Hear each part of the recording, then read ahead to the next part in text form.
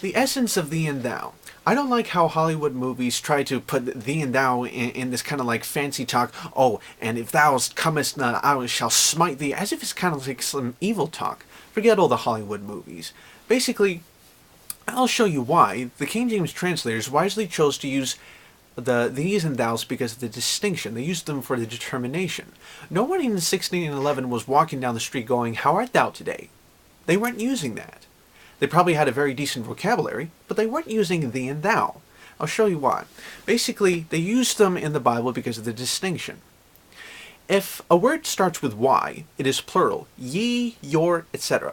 If it starts with t, it is singular, thee, thine, thou, etc.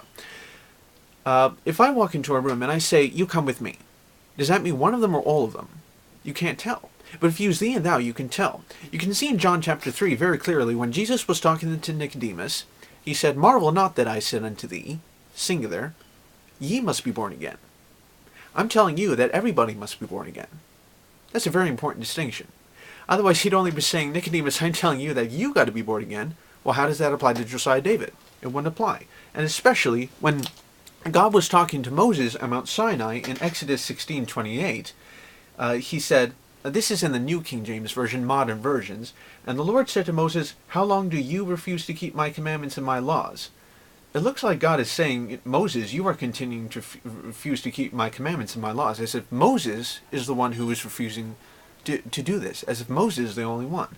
But if you look at the King James Bible, it's more precise. "And the Lord said unto Moses, How long refuse ye to keep my commandments and my laws?" He was meaning all the people. He was meaning all the people that came out of Egypt and so on. Basically the people who rebelled against God and so on.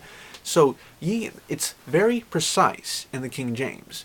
So I believe anybody, this has to do with like modern versions and the King James Version and so on. I believe anybody can get saved through any modern version of the Bible. But if you truly want to be a Bible student, I mean, if you really want to hold a preserved Word of God, I mean, if you ever come to the position of defending the Bible, you ought to get a King James. Because modern versions that I'm aware of have some clear, totally built-in contradictions and errors in them.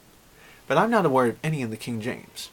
So, thee and thine and thou is important because of the distinction. It's not an evil language. No one in 1611 was saying, "How art thou today?" They used it because of the distinction.